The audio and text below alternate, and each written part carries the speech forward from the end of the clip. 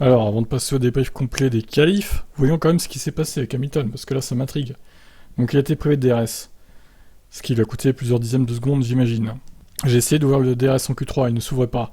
C'est un peu dommage, je me sentais bien avec la voiture. La pole, la première ligne, était définitivement là, à coup sûr. Ça aurait été génial d'avoir une première ligne pour l'équipe, mais ces choses arrivent. Félicitations à Georges, il a fait un travail incroyable, un excellent résultat pour l'équipe. Compte tenu de tout ce que nous avons traversé, c'est énorme. Donc je suis vraiment heureux pour tout le monde, c'est un énorme pas en avant, et nous nous attendions certainement pas à ça ici. Wolff lui a présenté des excuses, après sa panne de DRS. Désolé pour le bordel avec le DRS Lewis, a déclaré Toto à la radio. Nous avons à la fois Verstappen et Perez derrière, tu as juste Norris, Ocon et Alonso, que tu devrais pouvoir passer. Ouais, alors plus facile à dire qu'à faire. Norris, peut-être qu'il est plus facile que les deux Alpines, mais les Alpines elles sont chiantes à passer alors. Surtout qu'il a le souvenir d'Alonso en 2021, il a été bloqué tellement de temps derrière lui. Là en fait ça va être un remake.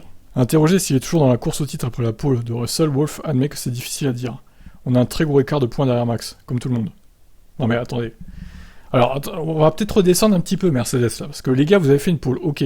Sauf que j'ai l'impression que vous savez pas vous-même comment vous avez fait en fait. Est-ce que c'est pas plutôt que Russell a fait le tour de sa vie, plutôt que la voiture qui est de retour?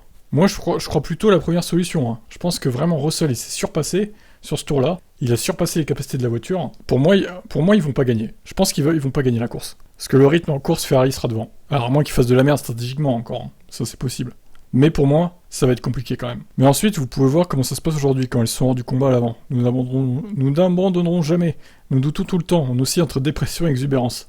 Oui, c'est ça, c'est exactement ça. Alors, il faudra peut-être trouver un juste milieu du coup. Ce qui rend le sport si difficile et d'un autre côté si excitant. Je n'écarterai rien si nous sommes capables de gagner demain. Ce serait de super vacances d'été.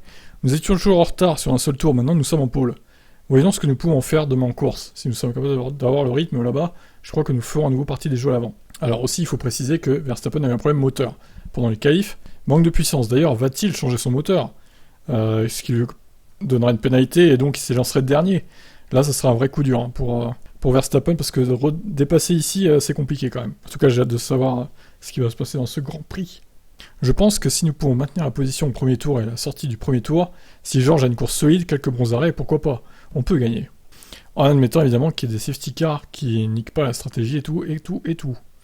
Voilà, donc on fera le débrief tout à l'heure comme d'habitude, Pensez à vous abonner à la chaîne. Bon, en tout cas, vu la grille de départ, je vous dis que ça promet cette course. Il y en a qui vont avoir le couteau entre les dents pour remonter, Je vise particulièrement Hamilton et les deux Red Bull par exemple. Allez, un petit peu de pluie, et ce serait parfait. J'en demande peut-être un peu trop. Allez, ciao.